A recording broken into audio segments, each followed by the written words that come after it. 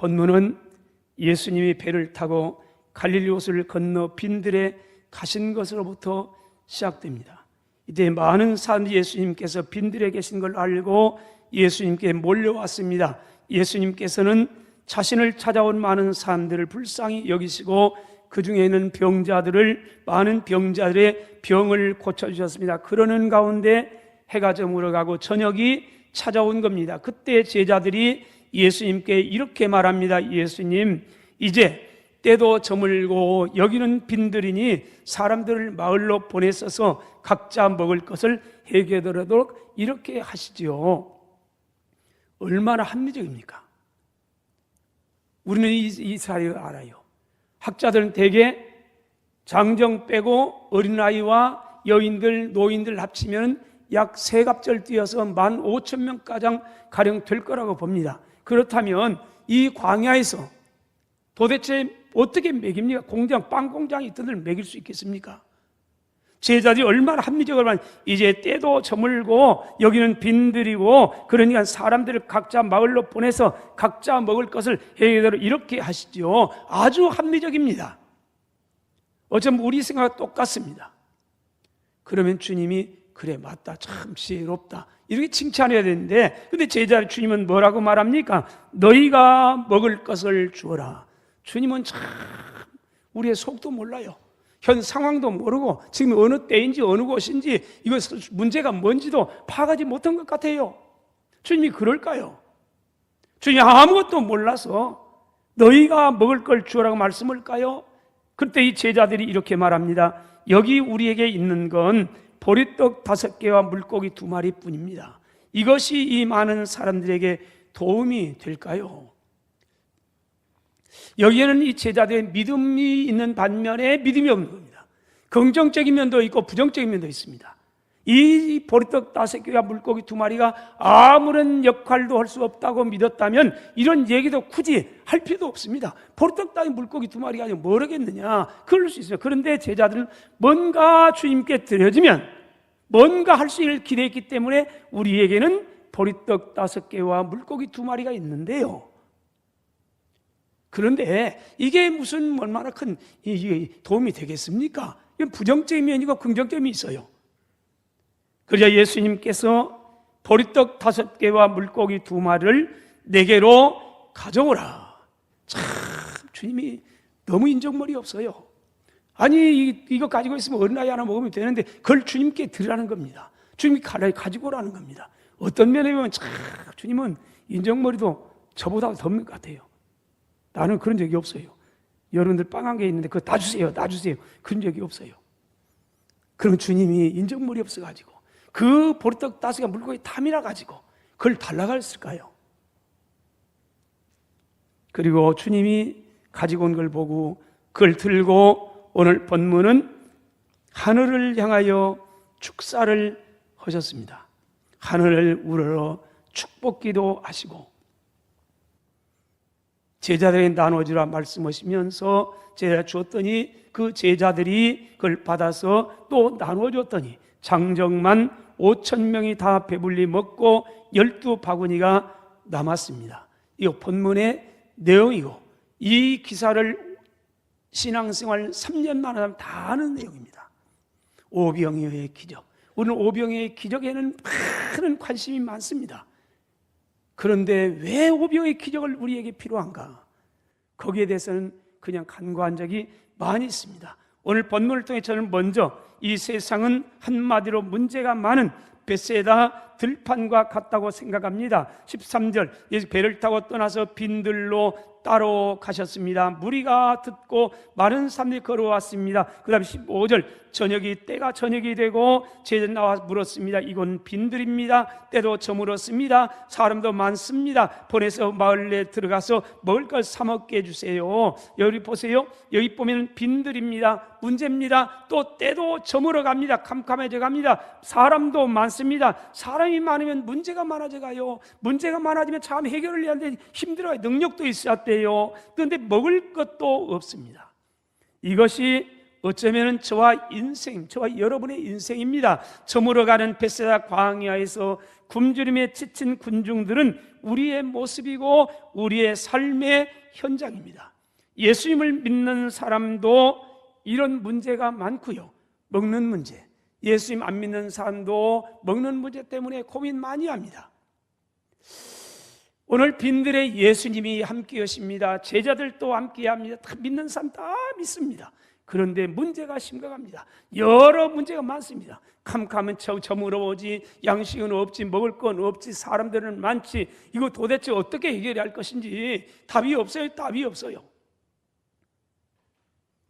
여러분, 빈들에서 인간의 노력만 갖고는 살아갈 수 없는 겁니다. 열심만 가지고는 살아갈 수 없는 것입니다. 인간의 능력만으로는 도저히 살아갈 수 없는 것이 빈들이요 광야입니다. 하나님의 기적이 필요하고요, 하나님의 축복이 필요하고요, 하나님의 도우심과 은혜가 필요한 것입니다. 별별 문제가 많아져가요. 예수 믿어도요. 아니, 주님과 함께 사는데도 불구하고 이런 문제가 많이 있다는 거, 여러분, 이것이 인생 아닙니까? 하나님께서는 왜 이스라엘 백성들 애굽에서 구원하자마자 곧장 가나안으로 인도하시지 않고 광야에서 무려 40년 동안을 방황하게 만들었을까요? 능력이 없어서입니까? 아니면 이스라엘 백성들을 조금 마음이 변해가지고 덜 사랑해서 그랬습니까? 여러분, 이것이 인생이라는 걸 가르쳐주기 위해서가 아니었을까요? 하나님의 은혜 없이는 결코 살아갈 수 없는 광야 같은 인생. 그리고 광야 살면서 먹을 게 없는 거라. 아무리 노력해도 먹을 게. 그래서 하나님께서 만나 내려주면서 그랬어요. 야, 광야에서 너희가 노력한다고 먹는 게 아니요, 열심히 산다고 해서 그 되어지는 게 아니요. 그래서 하나님 뭐요? 만나를 내려 기적을 베풀어. 내가 주는 거다. 내가 주는 거. 잊지 말으라. 잊지 말으라. 여러분, 아무리 노력한다고 해서요, 땡빛에서요 살아갈 수가 없어요. 그래 주님이 구름 기둥으로 내가 해준 거다. 너희 광야에서 내가 해주어 사는 거요. 너희가 노래 가지고 태양 덮을 수 있느냐? 그렇지 못하는 거요. 또 밤이 됐습니다. 너무 추워요. 하나님께서 불기둥으로 따뜻하게 해요. 그래서 말합니다. 이 추위 너희가 노래 가지고 이길 수 있느냐? 아니, 뭐 없는데요. 그래, 맞아. 그런데 내가 불기둥으로 이렇게 해주는 거예요. 은혜 잊지 말으라. 가나안 땅에 들어가거든 그 은혜를 잊지 말으라. 그래, 광야로 인도한 거 아닙니까? 여러분, 광야 같은 인생에 사랑하신 여러분, 오늘도 우리의 삶은 빈들입니다. 때는 저물어가고 먹을 것은 없고 사람들도 많고 문제는 많은데 해결할 능력이 부족합니다. 여러분, 은혜 따라서 합시다. 하나님이여, 은혜를 주옵소서, 축복해 주옵소서. 아멘. 둘째로, 인생의 빈들에서도 주님은 우리를 향해서 축복의 통로가 되어야 한다고 말합니다. 주님은 오병이어의 기적을 왜 베풀어 주셨을까요? 오병이어의 기적의 목적이 뭘까요? 소년을 배불리 먹이기 위해서입니까? 아니면 단순히 배고픈 사람들을 불쌍히 여기서서 먹을 것을 채워주는 것일까요? 물론 직접적인 이유가 될 수도 있습니다. 그러나 그 전부는 아닌 겁니다. 오병이어의 진정한 목적은 우리의 삶이 어떠해야 하는지를 가르쳐주는 데 있는 겁니다. 소년을 통해서, 오병의 기적을 통해서 인생은 너희만 먹고 마시는 거 뚱땅거리고 사는 게 아니고, 너희는 인생은 뭐냐? 축복의 통로, 은혜의 통로가 되는 거다. 길이 되는 거다. 이것을 가르쳐주려는 의도입니다. 앞에서 말씀드린 것처럼 어떤 사람은, 한 사람이 5,000명을 먹이고 입히고 학교 보내고 살린 사람도 있습니다. 어떤 사람은 5,000여 명의 금품을 5,000명의 사람들 것을 한꺼번에 다 먹는 사람들이, 그래서 설사도 안 나요. 큰 소리 뻥뻥 쳐가면서 그렇게 살아간 사람도 있습니다. 여러분은 어떻습니까? 여러분은 인생을 통로로의 인생이라고 생각합니까? 아니면 동굴 인생으로 살아갑니까? 우리는 동굴이라는 것은 아무리 깊어도 끝이 있어요. 들어가면 쌓이기는 쌓여요. 동굴이 깊을수록 많이 쌓이지요. 많이 쌓이면 쌓일수록 썩을 확률이 많은 겁니다. 그러나 아무리 적어도요, 터널은요 계속합니다. 아무리 흘러가도 계속하는 거예요. 통로는 썩지 않아요. 계속 흘러가요. 흘러보내고. 여러분, 우리가 잘 아는 얘기 아닙니까? 이스라엘은 두 바다가 있다고 그래요. 갈릴리 바다와 사해 바다예요. 사해 바다라는 이름은 없습니다, 성경에. 염해예요, 염해. 그런데 수원지는 같아요. 갈릴리에서 약 1시간 정도 타가서 가면은 그게 수원지예요. 이 물이 흘러서 갈릴리 바다를 채워요. 그리고 갈릴리 바다에서는 또 흘러서 요르단강을 지나서 사해 바다로 가요. 수원지는 같은데 상황은 정반대예요. 갈릴리 바다는 물이 막 넘실거려. 물이 많으니까요. 넘실거리는 물이 많으니까 그 보는 고기가 많아요. 그래서 여기는 고기 반 물 반이요 그래요. 거기서 주위에는 사람들이 많이, 어부들이 살아요. 베드로도 살았어요. 그래서 고기 잡고 팔고 생일 누려요. 그런데요, 염해는요, 고기 한 마리 없어요. 소금물이니까. 똑같은 물이 그렇게 들어가는데 쌓이지도 않아요. 죽음의 바다예요. 사랑하는 여러분, 예수님은 길입니다. 그분이 통로인 겁니다. 죄인을 하나님께로 인도하는 통로, 길이었습니다. 예수 믿는 사람도 예수님을 따라 구원의 통로가 되어야 하고 많은 사람을 주님께로 인도해내야 됩니다. 길이 되는 겁니다. 이 세상에 축복의 통로, 축복을 실현하는 통로가 되는 겁니다. 믿음이 그러는 겁니다. 주님이 그런 거 아니에요. 주님도 그랬고 저와 여러분, 예수 믿는 저와 여러분들도 축복의 통로가 되라고 말씀하고 있는 겁니다. 마지막으로 오병의 기적의 역사가 어떻게 일어날 수 있었을까요? 16절부터 18절까지 보세요. 이렇게 말하며 갈 것 없다. 너희가 먹을 걸 주어라. 아니요, 떡 5개 물고기 2마리 뿐인데요, 그 4개 가져와라. 그리고 주님께 가져갔더니 하늘을 우러 축사하시고 떡을 떼어 제자 주시고 제자를 보고 말합니다. 너희가 나누어 주어라 했더니 다 배불리 먹고 남은 조각 12바구니에 차게 했습니다. 여자와 어린아이 외에 먹고 배부른 사람이 5,000명이나 되었다고 말합니다. 여러분, 이 기적의 역사는 어떻게 났습니까? 먼저 한 아이의 희생이 있었던 겁니다. 물론 본문에는 기록되어 있지 않습니다만은 똑같은 오병의 기적의 사건을 기록하는 요한은 이렇게 말합니다. 요한은 6장 9절, 여기 한 아이가 있어 보리떡 5개와 물고기 2마리를 가지고 있습니다. 그러나 그것이 이 많은 사람에게 얼마나 되겠습니까? 무슨 도움이 되겠나요? 그 말 아닙니까? 여기 한 아이가 있어. 물어보겠습니다. 이 아이의 이름을 아신 분 계세요? 그럼 제가 팽이를 또 하나 드리겠습니다.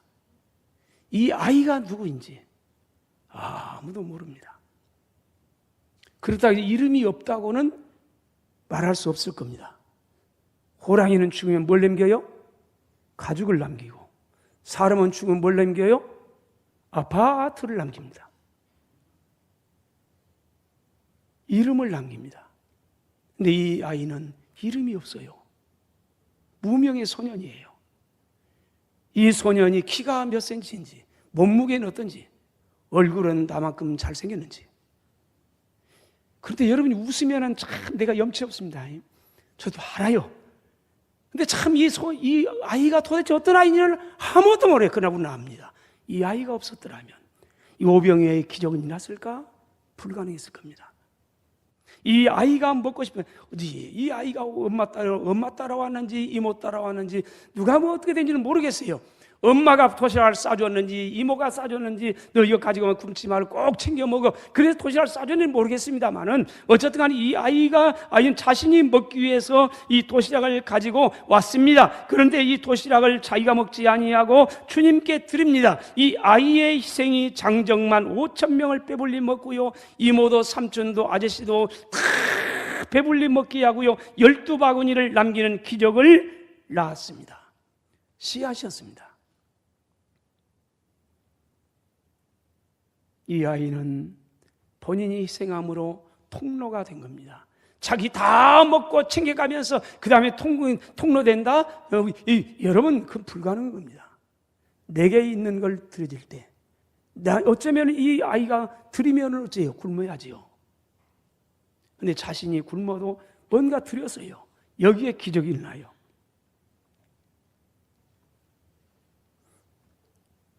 당시 떡을 먹는 사람들 가운데 이 아이의 희생을 아는 사람이 몇 명이나 될까요?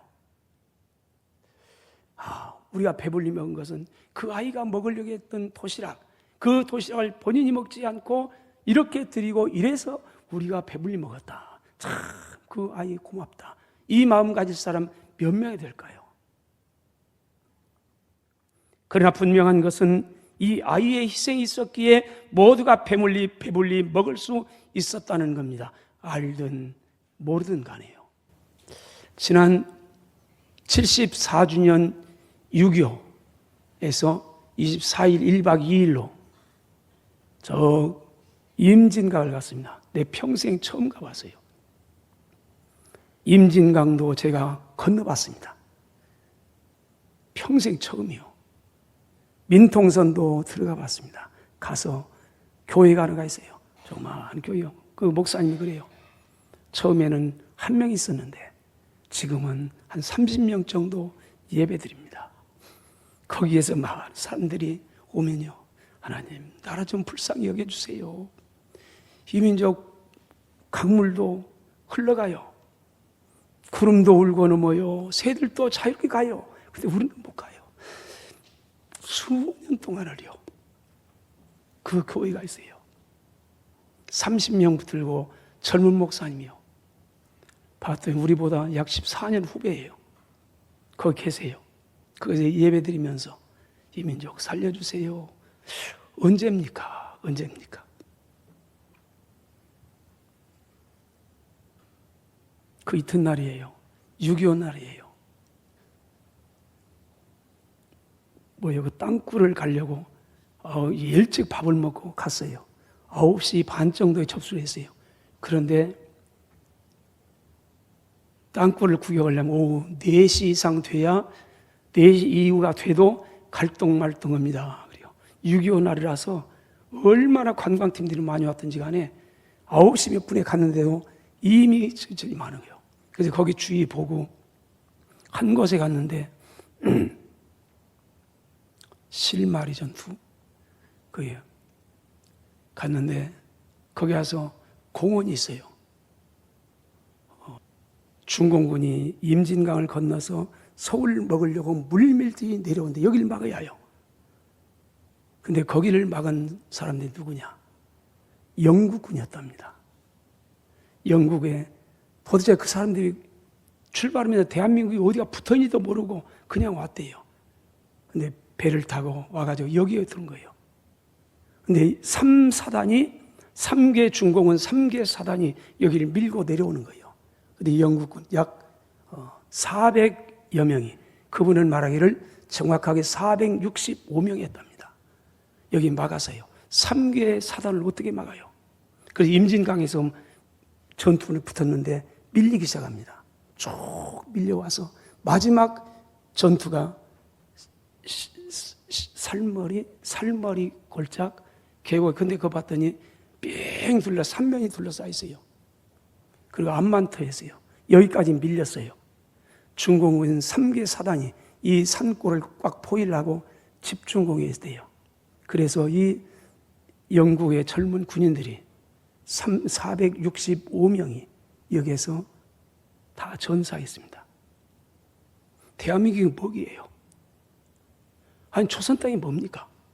왜 그 영국의 군인들이 여기 와서 죽임을 당했을까? 그러면서 3일 동안을 버텼대요.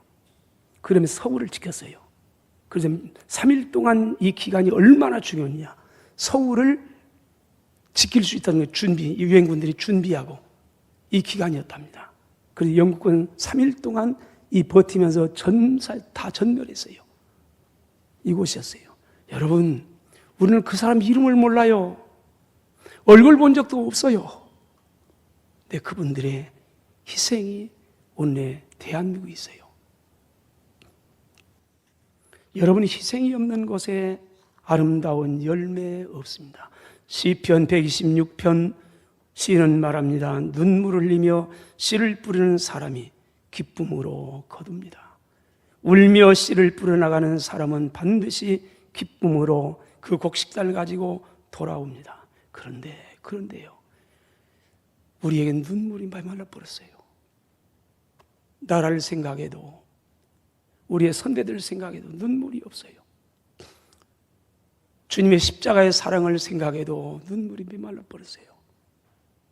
여러분, 전북 지역에 교회가 이렇게 많이 세워지고 구원받는 영혼들이 많아지고요. 그래서 몇 교회라고 말합니까? 3,000교회, 30만, 50만이라고 말해요. 전라북도 이 교인들이요. 어쨌든 간에 여러분, 이 지역 교회가 이렇게 많이 세워지고 각각의 자리에서 구원의 방주로서의 역사를 이루어가고 있는 것도 수많은 우리의 선배 신앙인들, 우리의 어머니, 우리의 아버지, 우리의 형들, 아저씨들의 땀과 눈물과 희생이 있었기 때문에 가능했던 겁니다. 우리가 잘래 그런 게 아니란 말이에요. 오늘 서머나 교회가 여기에 있었던 것은 그분들이 통로였어요. 언더우드가 전해주던 이 복음이 그분 우리의 대가 그래서 우리의 선배들이 또 전해주고 또 우리에게 왔어요. 그래서 우리는 지금 걱정하는 거 아닙니까? 다음 세대를 위해서 걱정하면서 이 복음을, 이 구원을 어떻게 전해줄까? 우리 어떻게 통로가 될까? 어떻게 귀해야 될까? 어떻게 다음 세대를 어떻게 염려하는 거 아닙니까? 여러분, 오늘 대한민국이 존재하는 것도 마찬가지예요. 우리 선대들의 수많은 사람들의 땀과 눈물과 희생이 있었기 때문일로 믿습니다. 이름도 없이 빛도 없이 사라져가던 수많은 사람들이 많아요. 여러분, 곳곳에 가서 보세요. 우리 시골에 가서 보면요, 무명용사탑이 두 군데가 있어요. 가자면 구절제에 가도 무명용사탑이 있어요. 우리의 시골 동네 앞에도 무명용사탑이 있어요. 이름도 몰라요. 그러나 대한민국 조국을 지키기 위해서요, 그냥 죽어갔어요. 어쩌면 총알 바위로 죽어갔어요. 후손들은 이름을 몰라, 이름을 팔 수가 없어요. 그래서 그냥 무명용사탑이요. 그래서 유교가 되면 거기를 중현탑을 방문해요. 그러면 기억을 해요.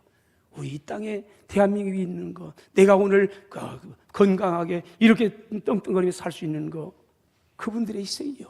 기억하면서요.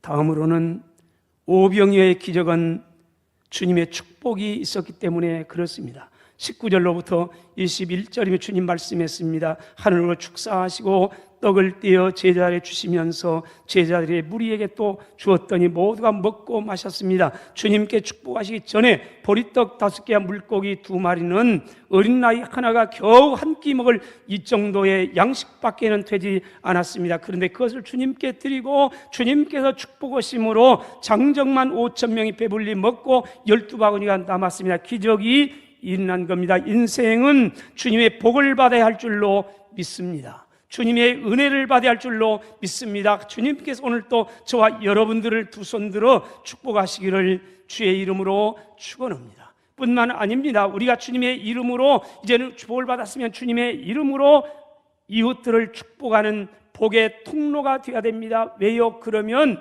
우리가 축복하면 주님께서 복을 준다고 약속했습니다. 민수기 6장 3절로 6절이면 너희는 이스라엘 자손을 위하여 이렇게 축복하라. 어떻게 해요? 여호와는 내게 복을 주시고 너를 지키시기를 원합니다. 여호와는 그 얼굴을 내게 비춰서 은혜 베푸시기를 원합니다. 여호와는 그 얼굴을 내게로 향하여서 평강 주시기를 원합니다. 이렇게 축복할지니 그렇게 하면 27절입니다. 이같이 내 이름으로 이스라엘 자에 축복하라. 그러면 내가 그들에게 복을 주리라. 여러분, 하나님의 축복을 받은 저와 여러분, 이제는 축복해야 할 의무가 있답니다. 이웃을 축복하세요. 썩을 놈이라고 하지 말고 이웃을 향해서 뭔가 축복하세요. 자녀를 향해 축복하세요. 그러면 주님이 그 복의 소리를 듣고 복은 주님이 줘요. 우리는 축복이에요. 우리는 복을 줄 수가 없어요. 복을 주시면 그분이에요. 우리는 복을 빌어줘요. 그래 축복한다고 그래요. 그러면 주님이 복을 약속했어요. 너는 개인이 아니여. 너는 복의 사람이여. 축복의 통로여. 네가 나에게 이렇게 축복한다면, 네가 내 세상을 향해 축복하면 내가 복을 주마. 약속을 했습니다. 우리 옆 사람에게 축복합니다. 주님의 복을 받으세요. 넘치게 받으세요. 계속 받으세요. 아멘.